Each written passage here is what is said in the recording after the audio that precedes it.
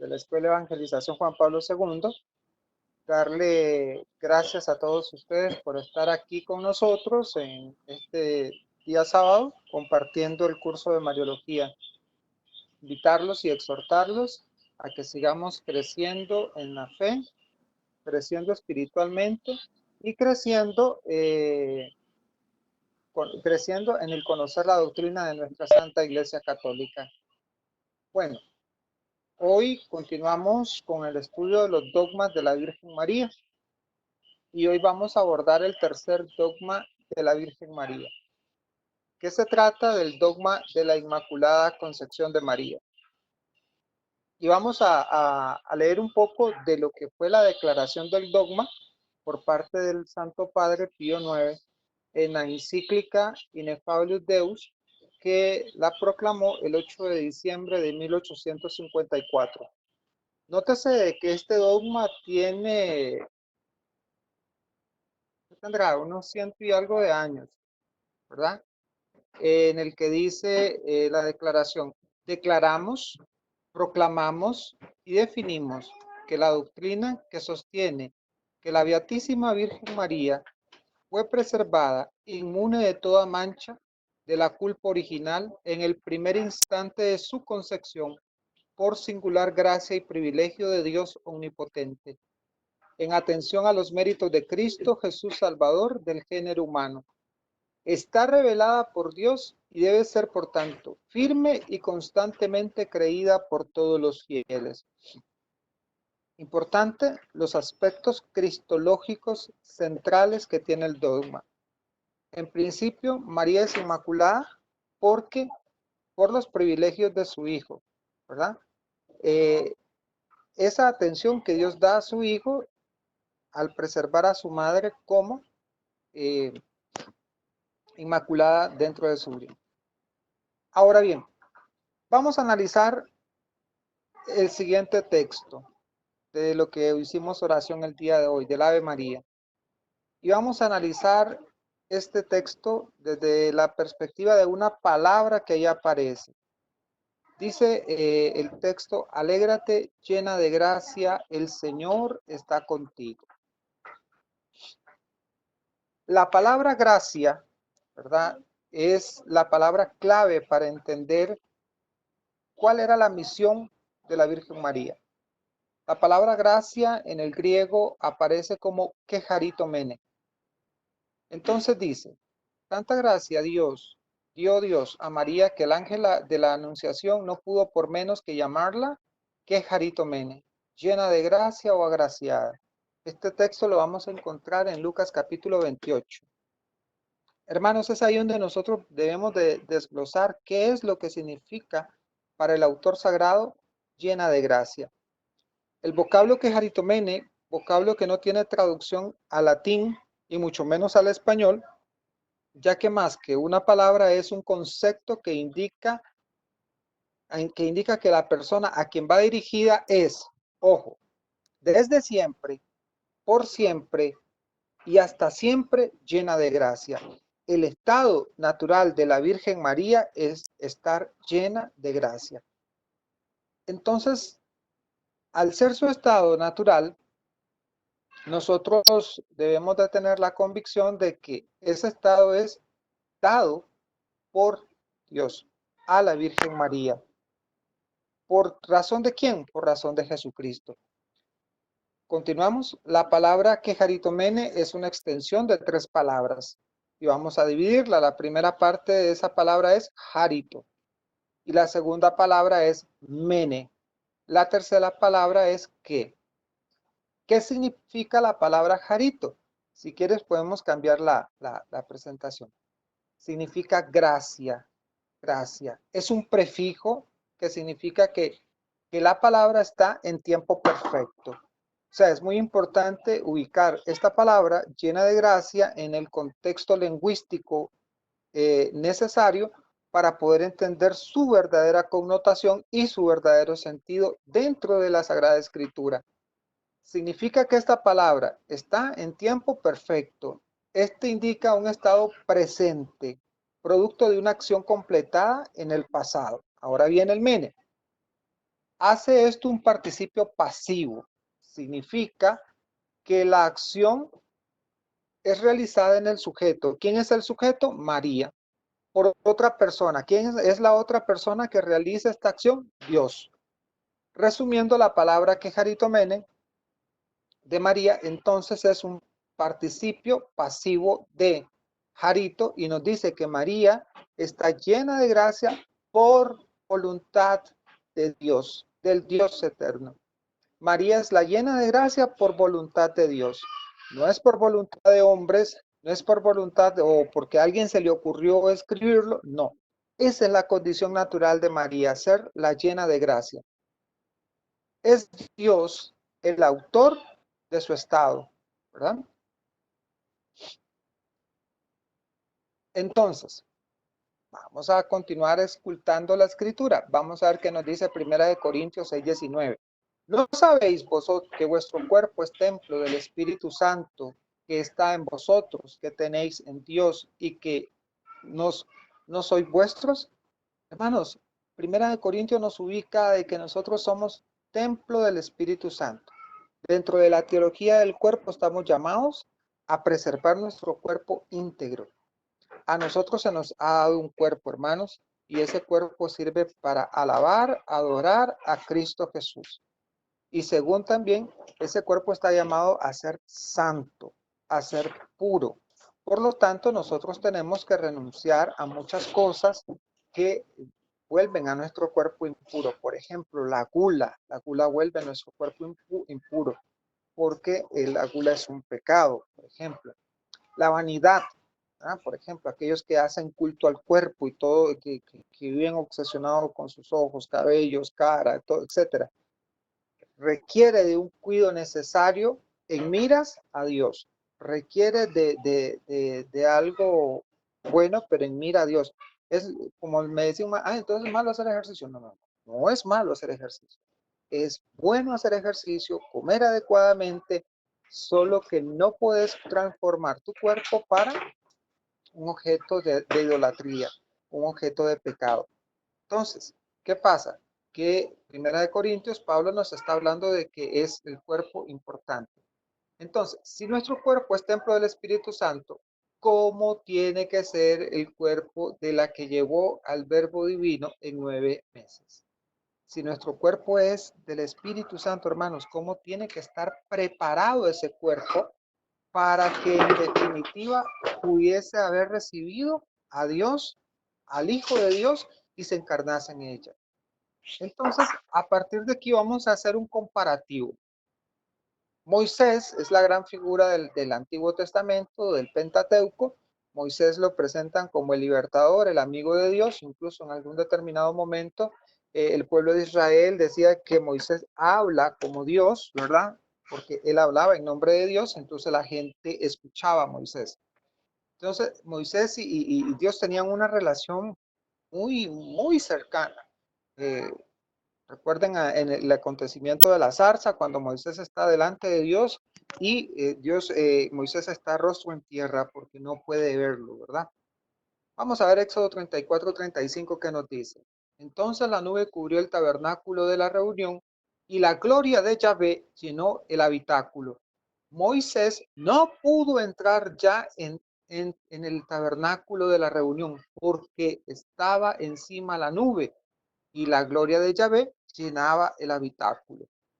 Cuando la nube bajaba, Moisés tenía que salir. Cuando la nube se posaba en el arca de la alianza, que era el lugar donde habitaba Dios, entonces en ese momento Moisés tenía que salirse porque no podía estar frente a él. Continuamos con la otra. Respondiendo el ángel le dijo el Espíritu Santo, vendrá sobre ti y el poder del Altísimo te cubrirá con su sombra, por lo cual también el santo ser que va a nacer será llamado Hijo de Dios.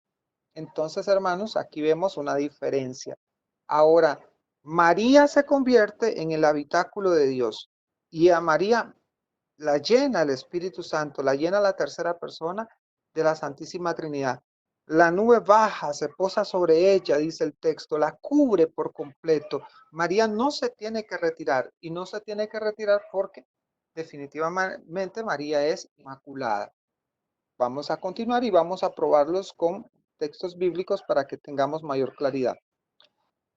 Juan capítulo 1, versículo 14 dice, y el verbo se hizo carne y habitó entre nosotros. Y hemos visto, ojo, su gloria, gloria como de unigénito del Padre. Entonces, el concebir a Cristo, María se llena de la gloria del Padre. Y no olvidemos que la nube es sinónimo de gloria y poder de Dios. Entonces, esa nube cubre a María. La gloria y el poder de Dios cubre a María. Entonces, desen cuenta de la gran relación que hay entre María y la Trinidad, entre María y Dios Padre. Ezequiel 10:4 dice, la gloria de Yahvé se alzó sobre el querubín al umbral de la casa, y ésta se llenó de la nube, y el atrio se llenó del esplendor de la gloria de Yahvé. ¿Se dan cuenta la belleza de que estos textos nos refieren qué significa de que la nube baje, que la nube, la Shenikah o Shekaina, como le dicen algunos, baje sobre y se pose sobre, en el caso que acabamos de mencionar, el Arca de la Alianza, en el caso anterior de nuestra Santísima Virgen Madre? Todos estos textos muy similares, donde lo único que cambia es una palabra, habitáculo por María, es algo que objetivamente no se puede negar. 1. La nube, el poder del Altísimo, cubre el habitáculo. 2. El poder del Altísimo cubrió a María. La gloria de Dios llenó el habitáculo. Cristo, la gloria del Padre, llenó el vientre de María. ¿Se dan cuenta? La riqueza que podemos encontrar en la escritura de la revelación de que María, al ser madre de Dios, es una madre purísima, una madre castísima, una madre que no tiene mancha, porque es algo preparado para Jesucristo, es algo preparado para Jesucristo. Más adelante vamos a ver, cuando vayamos desarrollando un poco más ya el tema, cuando estemos viendo ya a más profundidad situaciones teológicas, vamos a hablar un poco de la predestinación de María, ¿verdad? Vamos a hacer, continuamos con la otra presentación. Y dice que en Hebreos capítulo 1, versículo 6, y de nuevo, cuando introduce a su primogénito en el mundo, dice, adórenle todos los ángeles de Dios. Pregunta, ¿cómo es posible que todos los ángeles adoraran al unigénito en un lugar impuro, habitado por el pecado? No es posible. Simplemente no es posible. Si María tiene pecado, Jesucristo no es el Mesías. Ese es el gran detalle. Si María tiene pecado, Jesucristo no es el Mesías. Porque leemos en la Escritura, Levítico 21:23, pero no se acercará tras el velo, ni se acercará al altar, por cuanto hay defectos en él, para que no profane ni mi santuario, porque yo, ojo, estoy ocupando Reina Valera 1960, yo, Jehová, soy el que lo santifico. Hermanos, el arca es el lugar de la santidad de Dios. María, que ahora contiene a su Hijo, es Él el que la santifica. Es Dios quien santifica a María. No es ningún hombre, ni un invento nuestro, como lo dicen. Es que eso lo acaban de inventar en 1854, cuando declaró el Papa. Eso es un invento de los católicos, invento de hombre, no, hermanos. María es el lugar especial hecho por Dios para su Hijo Jesucristo. El santuario es el lugar donde se adora a Dios. Y curiosamente, al encarnarse Cristo, todos los ángeles lo adoran encarnado. Y si Cristo ya estaba encarnado, ¿en qué lugar se encontraba? Pues en el vientre de María. Ya una vez que Cristo se encarna, ¿dónde fueron los ángeles a adorar a Cristo? De María y al vientre, y ahí dentro del vientre estaba Jesucristo. ¿Cómo es posible que el altar donde los judíos adoraban a Dios debía estar alejado de los defectos, pero María, donde los ángeles adoran a Cristo, estaba en pecado? No es posible. Esto con defectos espirituales, jamás eso es imposible lograrlo pensar. creo que Levíticos 21-23 nos da esa pauta. No puede estar nada cerca de Dios que esté impuro, porque eso que Él ha preparado, Dios mismo lo santifica, Dios mismo lo santifica, Dios mismo lo purifica. Por eso es que tiene que estar, no se acercará al altar, estará detrás del velo y no se puede acercar por tener defectos. En todo caso, entonces María no tenía defectos y por lo tanto los ángeles adoraron a Cristo encarnado en el vientre de María. Lo adoran dentro de María, por ser María un habitáculo santificado, purificado por Jesucristo, por Dios, perdón. Vamos a seguir. Ahora bien, ¿qué vamos a hacer ahorita? Vamos a hacer un comparativo bastante necesario, porque nosotros debemos de utilizar dentro de la teología cristiana católica las figuras, las prefiguras, que nos ayudan a entender cómo algunos personajes del Antiguo Testamento se relacionan directamente con Jesucristo, cómo algunos personajes del Antiguo Testamento se llegan a entender mejor sus acciones en el Nuevo Testamento, en la figura de Jesucristo, porque es Cristo quien le da el cumplimiento y la plenitud de esa verdad revelada. Isaac, todos sabemos la historia de Isaac, ¿verdad? Entonces Isaac va a ser sacrificado, Isaac es llevado por su padre a un monte, Isaac lleva el madero a cuesta, y Isaac representa el sacrificio. ¿Ah? ¿Qué sucede? Todos sabemos lo que sucede. Apareció un ángel y le dijo, tranquilo, no levantes la mano contra tu hijo, porque Dios proveerá el cordero. ¿Mm? Juan nos dice que Jesucristo es el Cordero de Dios que quita el pecado del mundo. Jonás, también conocemos esa historia preciosa del profeta Jonás, que estuvo 3 días en el vientre de la ballena, y Jesucristo mismo hace un comparativo con Jonás. A ustedes no se les dará más señal que la que recibieron sus padres cuando Jonás permaneció 3 días dentro del vientre de la ballena. Así el Hijo del Hombre permanecerá 3 días en el seno de la tierra. El maná es prefigura de la Eucaristía.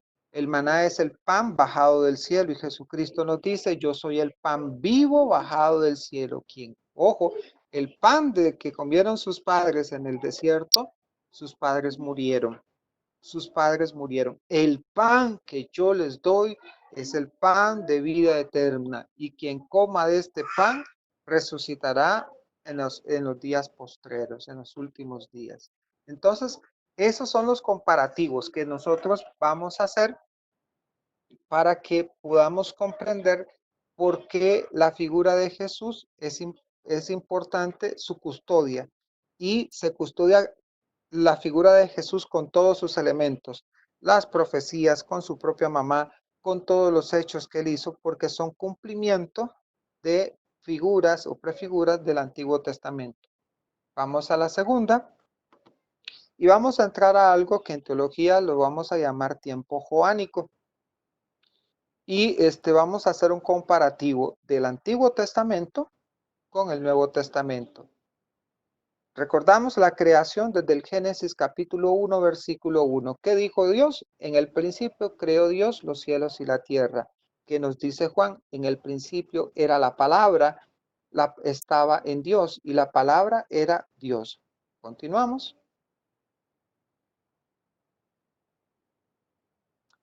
Y revisamos los 7 días de la creación comparándolos con el Evangelio de San Juan. Génesis capítulo 1, versículo 3 dice, y dijo Dios, haya luz y hubo luz. Juan capítulo 1, versículo 4. En ella estaba la vida y la vida era la luz de los hombres. Se van dando cuenta de que hay una similitud dentro de los textos, o sea, hay como algo muy parecido. Génesis 1:4 dice, vio Dios que la luz estaba bien y apartó Dios la luz de las tinieblas. Y Génesis 1:5 nos habla de que la luz brilla en las tinieblas y las tinieblas no lo vencieron. es algo muy importante este comparativo. Ya entramos de lleno. Sigamos con la siguiente diapositiva. El día primero, Génesis 1:5. Llamó Dios a la luz día y a la oscuridad la llamó noche, y atardeció y amaneció. Fue el día primero. Juan capítulo 1 versículo 5, y dijo, y la luz brilla en las tinieblas. Y dice Juan en capítulo 1 versículo 29, y al día siguiente, ¿verdad? Vamos a Génesis en el día segundo. Juan capítulo 29, versículo dice, al día siguiente vi al Espíritu de Dios que bajaba del cielo en forma de paloma. Génesis 1:8. Y llamó Dios al firmamento cielos, y atardeció y amaneció. Fue el día segundo. Van casi relacionados unos con otros. Dios crea el cielo y Juan ve el cielo y que baja el Espíritu en forma de paloma. El día tercero, Juan 1:36, 35. Al día siguiente, vuelve otra vez Juan, eso los invito a que lo vayan leyendo ya de manera corrida con su Biblia. Génesis 1:13 dice, y fue la tarde y la mañana del día tercero. Vamos al cuarto día. El día cuarto, Juan capítulo 1, versículo 43, dice, al día siguiente nuevamente, o sea, Juan empieza a narrar un hecho de Jesús cada día. Cada día va también Juan narrando un hecho de Jesús. Génesis, esa es la tarea, ¿verdad? Leer el Evangelio de Juan con esos versículos para que vayamos entendiendo después, cuando profundicemos en casa, a qué se está refiriendo Juan. El día cuarto, ya lo habíamos dicho, atardeció y amaneció el día cuarto. Llega el séptimo día en Juan capítulo 2, versículo 1. 3 días después, Génesis 2:3 dijo, y bendijo Dios el séptimo día. Algo sucedió. ¿Qué pasa? Que Juan omite el día quinto y sexto y se va directo hacia el día séptimo. ¿Qué sucede con eso? ¿Por qué Juan salta esos días y no sigue la secuencia que traía? Es la gran interrogante que nos tenemos que hacer. ¿Qué es lo que hace que el autor sagrado dé un giro? Ya no haya un comparativo entre el Génesis como lo venía haciendo, sino que corta y pasa 2 días después para presentarnos algo importante en el séptimo día. ¿Qué sucedió el séptimo día? Muy bien. Continuamos, por favor. Se da la caída y la redención. Se da la serpiente y la mujer. Génesis 3:15. ¿Qué es Génesis 3:15? No es ni más ni menos que lo que nosotros llamamos protoevangelio. O sea, el primer anuncio de la venida del Mesías, del Salvador, del Liberador. Pero en esto tenemos que tomar algo muy en cuenta, hermanos, y algo que tenemos que tener presente. Hasta este momento, Adán y Eva eran reconocidos como hombre y mujer. Hombre y mujer. Ambos eran inmaculados, o sea, no conocían pecado. Ambos habían sido creados inmaculados.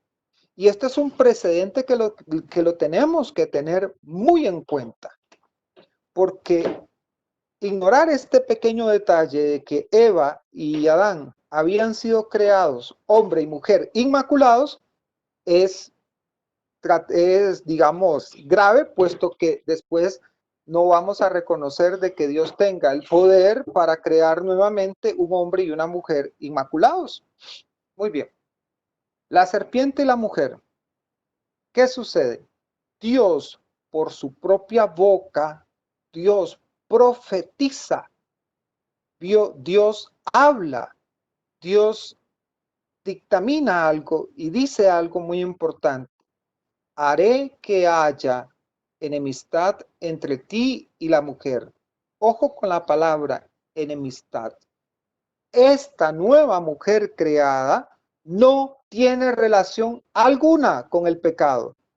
Esta mujer creada siquiera se puede acercar la serpiente a ella. No puede. No puede, porque hay una clara enemistad entre la serpiente y esta mujer. Entre tu descendencia y la de ella. Entonces, ya esta enemistad no solo es entre la serpiente y la mujer, sino que ahora viene la descendencia de esta serpiente y la descendencia de esta mujer. Él te pisará la cabeza mientras tú herirás su calcañar. Muy difícilmente iba a haber una relación. Ahora regresémonos nuevamente a Juan. Juan capítulo 2, versículo del 1 al 5. 3 días más tarde se celebraba una boda en Caná de Galilea. Sucedió que se terminó el vino preparado para la boda. Se quedaron sin vino. Entonces, la madre de Jesús, ojo, importante estos pequeños detalles. La madre de Jesús, el escritor sagrado describe que en esa boda está presente la madre de Jesús. Le dijo, no tienen vino. Jesús le respondió, mujer, a ver, mujer. Hermanos, esto es importante. La palabra mujer es importante dentro del contexto judío, porque la palabra mujer está profetizada por Dios en Génesis 3:15. La mujer va a dar a luz a un hijo varón, a una descendencia. La mujer que va a derrotar a la serpiente dará una descendencia que derrotará al dragón. La mujer es la madre del Mesías. Y ahora Jesucristo le dice a su mamá, mujer. Vean que el autor sagrado dice la madre de Jesús, pero Jesucristo le dice a su mamá, mujer. Jesucristo señala que su madre es la mujer de Génesis 3:15. ¿Qué sigue? ¿Y esto qué nos va a ti y a mí? Aún no ha llegado mi hora. Entonces vienen algunos hermanos, dicen, ven, se dan cuenta, es que él menosprecia las palabras de Jesús. No es que las menosprecie, hermanos. No se engañe. El problema es de que la señora, Mamita María, así como lo decimos muy popularmente nosotros acá en Costa Rica, que se lo echó al agua, le metió una zancadilla, lo puso a hacer un milagro que en ese momento no estaba programado a hacer ningún milagro. La señora lo dio a conocer, lo presentó al mundo como lo que verdaderamente es el profetizado en Génesis 3:15, porque si ella es la mujer, su hijo Jesucristo es el Salvador y nuestro Señor. Pero su madre dijo a los sirvientes, hagan lo que él les diga. Hagan lo que él les diga. Génesis 2:11 es muy importante. Esta señal, ojo, la madre lo da a conocer como el Mesías y él realiza una señal. En otros textos vamos a encontrar la palabra signo. Él realiza una señal milagrosa. Fue la primera y Jesús la hizo en Caná de Galilea. Así manifestó, ojo, la gloria, su gloria, y sus discípulos creyeron en él. Qué importante es este texto. Y entonces nos vamos dando cuenta de algo muy importante. Mientras esta mujer y este hombre nuevo se dan a conocer como la mujer de Génesis 3:15 y él como el Mesías, estos no han pecado. No han pecado. Pero hay un argumento que utilizan los hermanos que dice que en Corintios todos pecaron, ¿verdad? Todos pecaron. Vamos a 1 Corintios 15:21, que dice, un hombre trajo la muerte y un hombre también trae la resurrección de los muertos. Génesis 3:12 hace referencia a eso.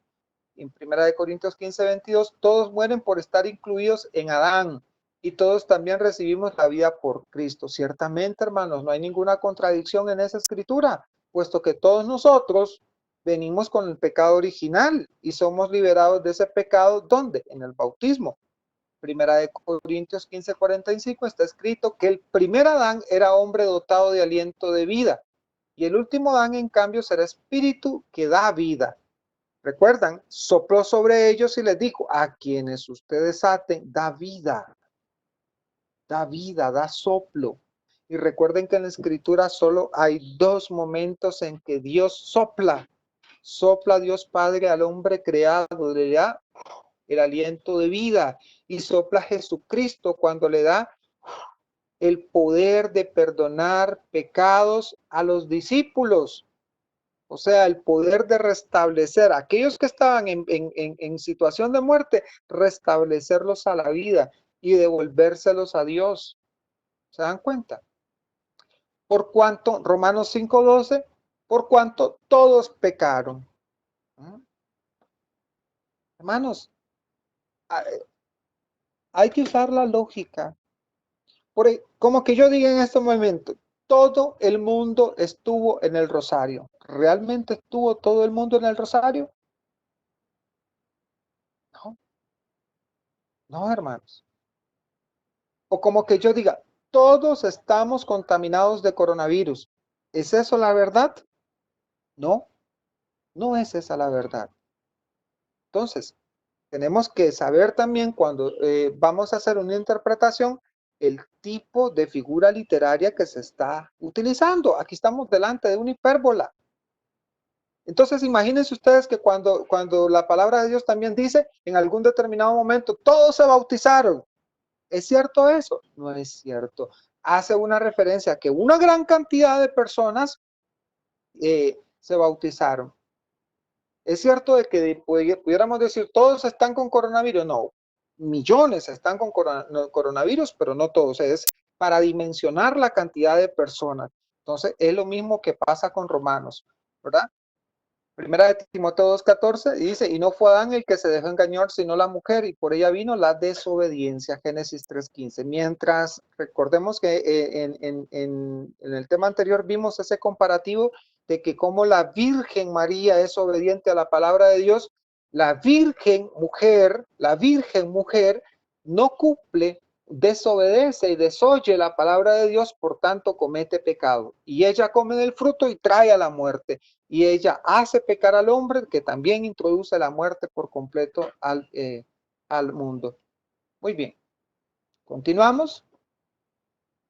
¿Qué nos dicen los santos padres de la iglesia? La iglesia primitiva, ¿qué creía? ¿En qué creían? Por eso les digo, el hecho de que se haya proclamado el dogma de la Inmaculada Concepción en 1854 no significa de que la iglesia no crea de que María es inmaculada.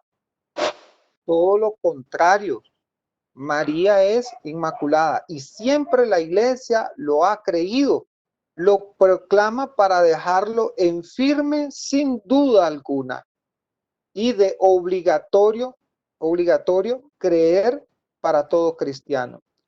San Efrén en el año 373 dice lo siguiente, vamos a la siguiente diapositiva.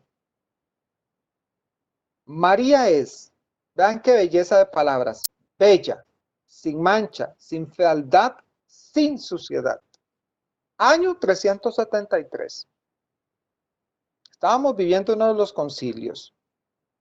Años 373. Estaba el proceso de la elaboración del canon de la Biblia. Vean qué lindura. Gregorio Nacianceno, año 390, hace el siguiente razonamiento.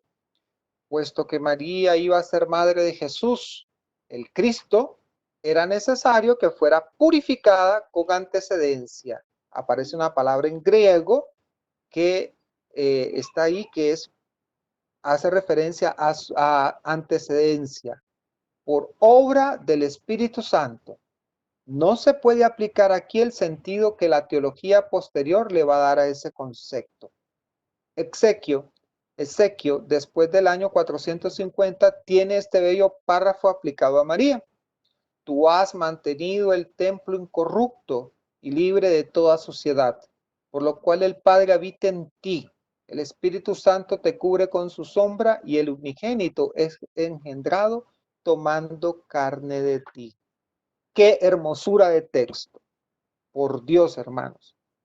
Hay que leerlo nuevamente. Tú has mantenido el templo incorrupto y libre de toda suciedad, por lo cual el Padre habita en ti. El Espíritu Santo te cubre con su sombra y el unigénito es engendrado, tomando carne de ti. Ese era el testimonio de la iglesia primitiva, compañeros. Ese es el testimonio de la iglesia que cree que María es inmaculada, sin pecado original. ¿Seguimos? A partir del siglo IV comienza a extenderse la denominación de María como santa y toda santa, o sea, la Panagia. Panagia, que es la palabra en griego que hace referencia a María como santa, toda santa, haciendo referencia a la ausencia de pecados personales en María. No hay pecado, hermanos, perdón, pero no hay pecados. No podemos decir que María pecó. No, no, no, no, no, no, no, no, no. La señora no agarraba el jarrón para ir a coger agua, ir rajando por todo el camino diciendo, yo soy la madre de Jesús, la que hace los milagros. No, no, no, no. Ni por eso, ni por eso. María no tenía pecado de presunción, de vanidad. No hay pecado. Llena de gracia, hermanos. Continuamos. Para concluir, decimos que el texto de la definición dice expresamente que la Inmaculada Concepción de María es gracia y privilegio de Dios. No son los méritos de María en sí, sino por medio de Cristo, Dios le da el privilegio a ella de ser la llena de gracia. Es Dios Padre quien actúa en María antes de cualquier respuesta de parte de ella para preservarla inmune de toda mancha de pecado original. La Inmaculada Concepción manifiesta pues la acción de Dios gratuita, libre y bondadosa de Dios, que quiso preparar a la madre de su hijo como digna morada de él sin pecado, la radicalmente redimida. Hermanos, es como que un ejemplo muy sencillo, muy sencillo, es como que yo vea caminar a alguien que va directo hacia un hueco y en el hueco le esperan puntas de acero y cuando caiga va a morir. No hay manera que se salve. Pero entonces me adelanto yo, me interpongo en su camino y la llevo a rodearla, a que rodee ese hueco y la pongo fuera de peligro. O sea, nunca estuvo en peligro de caer en el hueco. Nunca estuvo en peligro de caer en el hueco. Porque yo me adelanté, preservé la vida de esta persona, ayudándola a rodear, ¿verdad? Y esa acción fue una acción gratuita, libre, mía, para ayudar a esta persona que no caiga en ese hueco y no muera. Es una acción libre, gratuita mía. Yo la preservé. Lo mismo sucede con Dios. Dios preserva a María que no tenga pecado desde antes de que ella diera una respuesta. Ahora bien, la respuesta, aunque fue sí, pudo haber sido no. La Inmaculada Concepción de María es sobre todo una muestra de la redención de Jesucristo. Él es el centro del universo. Él es el único redentor por su acción salvadora. María ha sido anticipadamente redimida en sus raíces, en su total profundidad. El Hijo de Dios, el Señor de señores, el que nosotros decimos, porque la palabra lo dice, que toda rodilla se doblará ante el nombre que está sobre todo nombre. Primero, estuvo en el vientre de María. Ahí fue adorado por los ángeles. Ahí fue adorado por los ángeles. Fue en ese vientre que el Espíritu Santo descendió y la cubrió con su gloria y con su poder, y ahí fue donde se engendró el Hijo de Dios. Entonces, hermanos, no tengamos ningún problema en creer de que María nunca tuvo pecado. Por eso la llamamos la Inmaculada Concepción de María. Por eso es bonito ese grito que existe en la familia de los hermanos nicaragüenses cuando dice, ¿quién causa tanta alegría? La Concepción de María. La alegría de la cual estamos hablando es Jesucristo, que nos salva, que nos libera y que perdona nuestros pecados. ¿Alguna pregunta, hermano?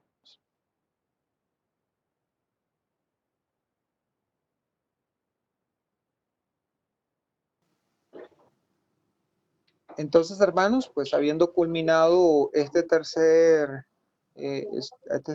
dogma, invitarlos para la próxima semana para que continuemos conociendo más de nuestra Santísima Virgen María, de nuestra Madre, que nos fue heredada en la cruz.